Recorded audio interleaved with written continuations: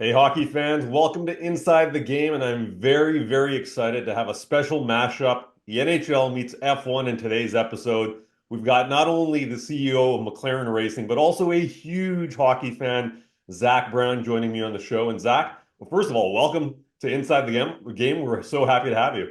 Likewise, happy to talk hockey. I don't talk hockey enough, and I've grown up around it. And it's one of my favorite sports. Well, you've got the LA Kings out on right now. I love it.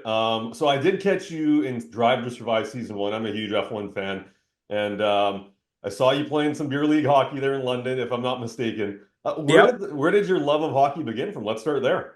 I had skates on for the first time when I was probably 9 years old. So from Los Angeles, and my best friend growing up, father was Canadian, and he wrote Miracle on Ice. He was a Hollywood director, producer, writer, and wrote Miracle on Ice. So that got me into hockey early on. And then my mom used to do travel for the LA Kings. So I was one of the very first people to know about the Wayne Gretzky trade because my mom booked the private jet for McNall, Gretzky, Pocklington to go wherever they went. I was like Bahamas or what have you. I don't remember. And my mom said to me, I just booked this flight. And it was like, wow, what's going on there? So I've been a hockey fan my whole life and still play. So, okay, and maybe in a parallel or alternate universe, you could have been a hockey insider instead of my buddy Elliot Friedman and those Yeah, guys. You could have been breaking trades in the 80s here. exactly. It was cool. So I was a big hockey fan before the Gretzky phenomenon, which was obviously awesome for hockey and LA. But I go back to the Triple Crown, era of Dion and Taylor and all those guys. Okay, so I do, pay attention to your social media. I saw you and Lando Norris were hanging out with Anze Kopitar after the Belgian Grand Prix. The newest version of the LA Kings, like, have you been a fan the whole way through, or was there like a renaissance in your fandom? A With bit the of a renaissance in yeah. the sense of because I've been in Europe and NHL and MLB because those are kind of my two big sports. I love golf and tennis, but more, I like to watch and participate in baseball and hockey. So busy over here, I kind of lost touch and then became great buddies with Anjay, who's a great friend. We kind of text definitely every week, if not every other day. We kind of chat before my races, during my races, during his games. We don't chat during his games because he's not on a pit wall. He's he's a little busier.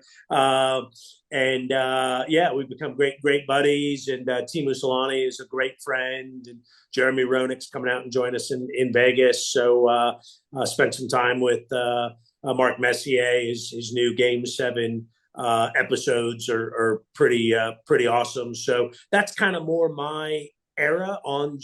I'm kind of my relationship with Anjay's kind of got me back into following it now because it's on terrible time here, from a time zone standpoint. But I would say Anjay's resparked my passion for watching today's ice hockey. So you're a fan of the NHL, you're a fan of the Kings. Take me back to your playing days because you still play, right? If I'm not mistaken, do you still get out Yeah, there? I Yeah, played 2 nights ago, got a goal. nice, Uh, nice. I used to be a lot better because now I can only play probably once a month, and even now when I've been able to play a couple weeks in a row, I can just see how much better my skating is. So I used to live and breathe hockey when I was living in LA. I'd say I played 3-4 times a week, and used to be pretty good. Played with a little bit of the Hollywood scene, being from LA, and then when I started racing, I probably wasn't on the ice for 15 years, and then got some skates and the full equipment a couple years ago. And so I've been playing the last couple years, and I'm embarrassed because my skates still look new. And I'm like, I'm that guy who's got like the flash sticks, all the bags, the fresh skates. But that's not like a cool look for a hockey player. You No, want you want the grubby stuff, and I'm not playing enough yet to make it grubby. all right, are we gonna get you back out there? Okay, I was thinking about, one of the things to ask you, and it's post hockey game beer or post race beer. Which one is more enjoyable? Oh, definitely post hockey because it works Good. up the sweat and the thirst, unlike sitting on pit wall. So the stress is pretty high, but I love my hockey. It's so much fun. This is a cool mashup because I'm sure you've seen as well since the Drive to Survive series started. There's been a lot of North American fans. You see it in your North American races. But when we talk about the two sports, of course, you're the CEO of McLaren now, but you used to be an auto racer yourself. Are there any similarities between, high-end hockey versus high-end auto racing in terms of the mentality, the athletes? Yeah, I think, I was talking to Anjay about this. I think teamwork, right? Racing driver seems like they're doing all the work. And of course they are once they're in the race car, but you're only as good as the car, your team, your pit stop. So I think teamwork, right? Same thing with ice hockey. You can be Wayne Gretzky, but you still need, Yari Curry and Glenn Anderson by your side, and Messier on the next line, and Kevin Lowe playing defense for you, et cetera. So I think it's the ultimate in teamwork. I think it's fast paced. I think Netflix, and I think they're doing some stuff around hockey now. I think hockey would explode with a Netflix because it's such a visceral sport. It's loud and it's aggressive and it's kind of blood, sweat, and tears. So I think I hope they do something if they're not already, because I think hockey is such a cool sport, and it's a fast sport. It's a violent sport, not as violent as it used to be, but it's played with a lot of aggression. Racing's played with a lot of aggression, so I think there's quite a bit of similarities. And as you know, there's a lot of personality in hockey too. Sometimes maybe we don't see it on screen because of hockey culture is kind of, team first and guys don't say much. But I think that's starting to change a little bit. You're starting to see a little bit more personality, It, right? it, it is, out of all the different athletes I'm fortunate to hang out with from the different sports, I'd have to say the hockey guys are, in general, the most entertaining of the group. All right, I wanted to ask you some questions about your fandom, just a little bit of rapid fire, just to get a sense of Zach Brown, the hockey fan, rather than the CEO of McLaren Racing. So let's get into favorite all-time player. Well, I would say Anjay because he's my buddy, but let's go back to my growing up, Mike Bossy. Okay, yeah, one of the all-time great snipers of all time. Love it. The Islanders could use, a player like that right now. They can't Yeah, get any goals. Favorite team, I think it's pretty straightforward. You got your hat on there. I got the hat on. Number two would be the Islanders. It was kind of the Islanders growing up. The Trottier. I played hockey with Brian's brother, Rocky Trottier, so I was kind of a Trottier pop fan, and then LaFontaine, and then but of course my hometown team is the Kings. Okay, which current F1 driver would make the best hockey player? Ooh, good question. Probably Alonzo. He's got some edge to him. Okay. I was gonna also go with mine would have been Kevin Magnuson, but Alonso, you've got the Yeah, experience. I think he'd be more on the goon side. Okay, all right, love that, love that. All right, who is the Wayne Gretzky of Formula One?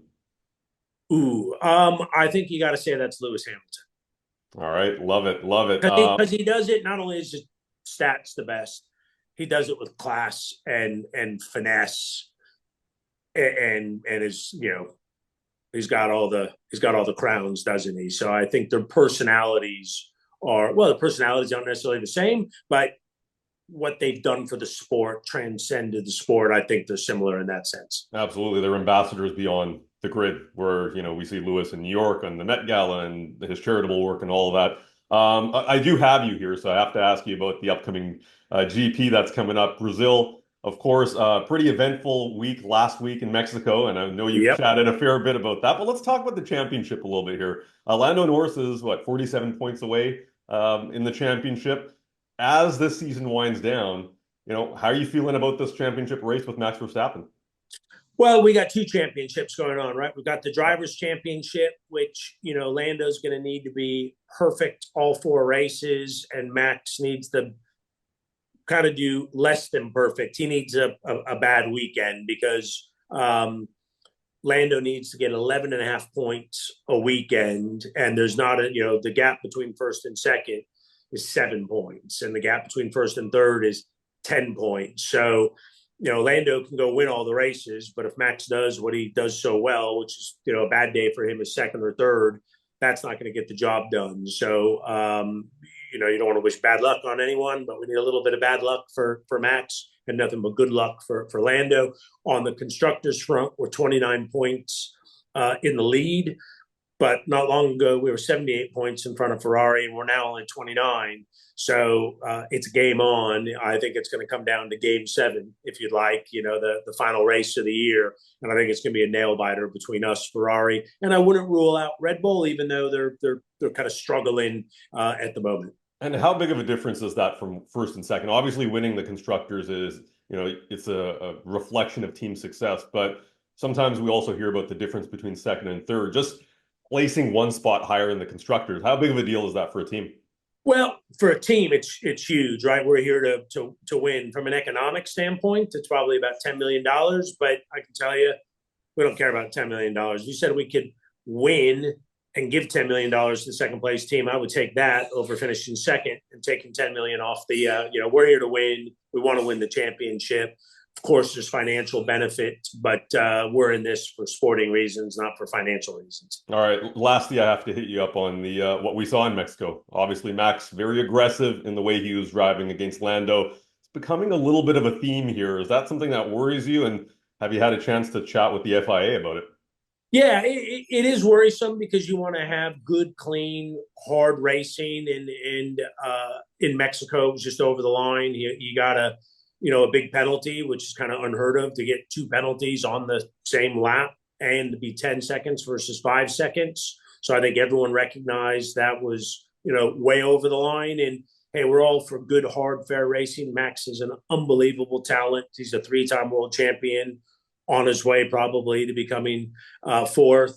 And but let's keep the racing between the white lines, and hopefully Mexico we won't see a repeat of, because it just went one step too far. Absolutely. Zach, thank you so much for joining us today.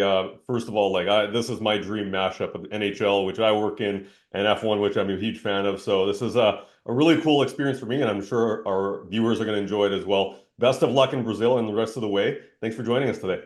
Thank you very much. Thank you. Take care. And that was Zach Brown. So please make sure to watch next time around as well. We hope to have another engaging interview. We'll catch you next time.